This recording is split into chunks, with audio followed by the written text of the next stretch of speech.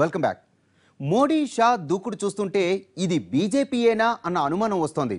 ఒకప్పుడు ఒక్క సీటు కోసం చేయి చాచలేక కేంద్ర పీఠాన్ని వదులుకున్న పార్టీ ఇప్పుడు ఆధిక్యం లేకపోయినా గోవా లాంటి చిన్న రాష్ట్రంలో కూడా అధికారాన్ని వదులుకోకుండా దూసుకెళ్లటం, బీహార్లో తెర వెనుక రాజకీయం నడిపించి అధికారంలో భాగస్వామి కావటం చూస్తుంటే ఇది బీజేపీయేనా అన్న అనుమానం వస్తోంది.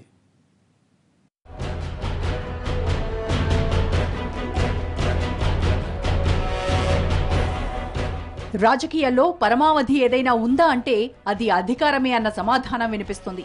కానీ ఆ అధికార పీఠాన్ని రాజ్యాంగబద్ధంగా దక్కించుకోవాలి తప్ప అడ్డదారుల్లో కాదన్నది ఎందరో రాజనీతిజ్ఞులు చెప్పుకొచ్చిన విధానం. ఇంకా చెప్పాలంటే తొలినాళ్లలో బీజేపీ అడుగులేసిన విధానం కూడా ఇదే. రాజకీయాల్లో సిద్ధాంతాలు, నిబద్ధత, ధర్మబద్ధత, నైతికత, హైందవ ధర్మమే పంచప్రాణాలుగా అడుగులేసిన పార్టీ అది. కేవలం 2 ఎంపీలతోనే ప్రయాణం మొదలుపెట్టి ఆ రాజకీయ విలువలతోనే అధికారంలోకి వచ్చింది. ఆ నిబద్ధతతోనే ఆనాటి కమల దళపతులు వాజ్పేయి, అద్వానీలు పార్టీని కేంద్ర పీఠంపై నిలబెట్టారు.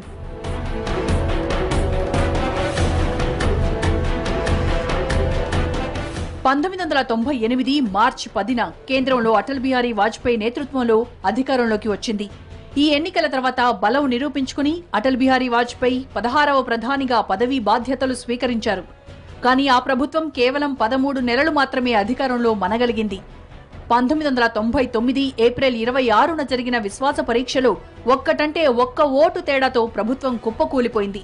ఒరిస్సాకి చెందిన ఎంపీ గిరిధర గొమాంగో వాజ్పేయి సర్కార్కి వ్యతిరేకంగా ఓటు వేయడంతో వాజ్పేయి ప్రభుత్వం రద్దయిపోయింది.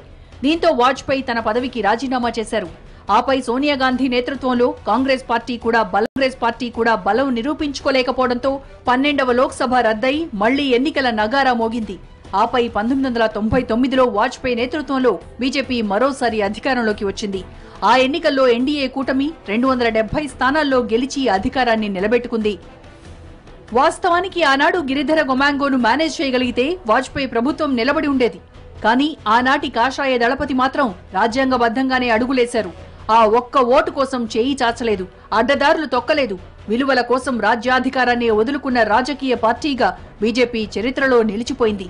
అదే సమయంలో కాంగ్రెస్ పార్టీ మీద ఎన్నో విమర్శలుండేవి. అధికారం కోసం ఎమర్జెన్సీ విధించిన పార్టీగా అధికారం వచ్చే అవకాశం ఎక్కడున్నా అక్కడ కాంగ్రెస్ వాలిపోతుందని, తిమ్మిని బమ్మిని చేసైనా అధికారాన్ని దక్కించుకుంటుందని, బలగం లేకపోయినా సంకీర్ణ ధర్మంతో అడ్డగోలుగానైనా అధికారాన్ని దక్కించుకుంటుందని, అవసరమైతే అనైతిక దారుల్లో కూడా అడుగులేసి పవర్లోకి వస్తుందని ఇలా ఎన్నో ఆరోపణలు కాంగ్రెస్ మీద ఉండేవి. కాంగ్రెస్ అధికారం కోసం కట్టు తప్పినప్పుడల్లా కమలనాథులు గగ్గోలు పెట్టారు. కాంగ్రెస్ ను నీతిలేని పార్టీగా విమర్శించారు. రాజ్యాధికారం కోసం ఇంత దిగజారాల్సిన అవసరం లేదని హితవులు పలికారు.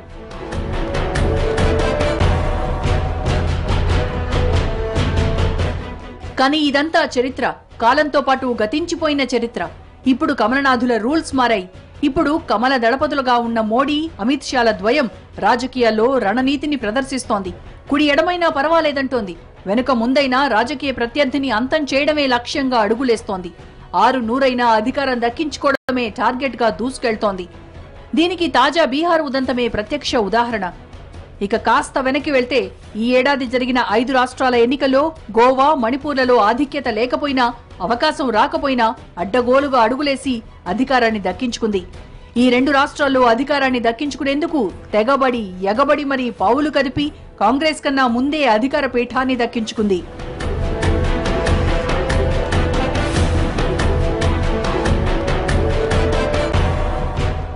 నలభై స్థానాలున్న గోవాలో అధికార పీఠం ఎక్కడానికి 21 సీట్ల మ్యాజిక్ ఫిగర్ కావాలి.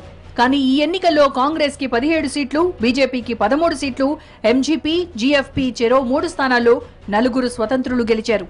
రాజ్యాంగబద్ధంగా చూస్తే గోవాలో ప్రభుత్వం ఏర్పాటు చేసే అవకాశం కాంగ్రెస్ కే ఉంది. కానీ కాంగ్రెస్ కథ మొదలుపెట్టేలోగా బీజేపీ గేమ్ పూర్తి చేసేసింది. గవర్నర్ ని మేనేజ్ చేసింది.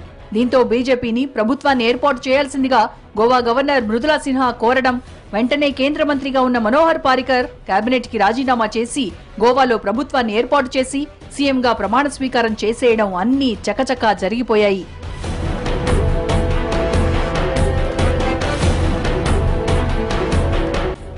ఒక్క గోవాయే కాదు, మణిపూర్లోనూ ఇదే రాజకీయ రణనీతి ప్రదర్శించింది బీజేపీ. 60 మంది సభ్యులున్న మణిపూర్లో కాంగ్రెస్ 28 సీట్లు దక్కించుకుంది. బీజేపీ 21 స్థానాల్లోనే గెలిచింది. కాంగ్రెస్ మరో 4 సభ్యుల మద్దతు తీసుకుని గవర్నర్ దగ్గరకు వెళ్లేలోగానే 11 మంది సభ్యులను తన వైపు తిప్పుకుని బీజేపీ ప్రభుత్వాన్ని ఏర్పాటు చేసే బలం తమకే ఉందని గవర్నర్ ముందుకెళ్లింది. ఇందుకోసం కాంగ్రెస్ నుంచి బీజేపీలోకి వచ్చిన బీరేన్ సింగ్ నే పాత్రధారిగా ఎన్నుకుని పావులు కదిపి సక్సెస్ అయింది. మొత్తంగా ఈ 2 రాష్ట్రాల్లో అధికారమే పరమావధిగా మోడీ-షా ద్వయం అనుసరించిన రాజకీయ నీతి చూస్తుంటే బీజేపీ ఒకప్పటి రాజకీయ నీతిని వదిలిపెట్టి అధికారమే లక్ష్యంగా రణనీతిని ఫాలో అవుతున్న విషయం అర్థమవుతోంది. ఇంకా చెప్పాలంటే ఇది రాష్ట్రాల్లో అధికారం కోసం కమలనాథులు అనుసరిస్తున్న రాజకీయ కుట్రలు చూస్తుంటే ఇది కాంగ్రెసా బీజేపీనా అన్న అనుమానం వస్తోంది. అధికారం కోసం అప్పట్లో కాంగ్రెస్ నేతలు అనుసరించిన అడ్డదారుల్లో ఇప్పుడు కమలనాథులు అడుగులేస్తున్నారు. చిన్న రాష్ట్రమైనా సరే పెద్ద వ్యూహంతో ముందుకెళ్లి రాజ్యాంగ విలువల్ని కూడా పక్కన పెట్టి అధికారాన్ని దక్కించుకుంటున్నారు. బోర్డులో మరో షార్ట్ బ్రేక్ తీసుకుందాం.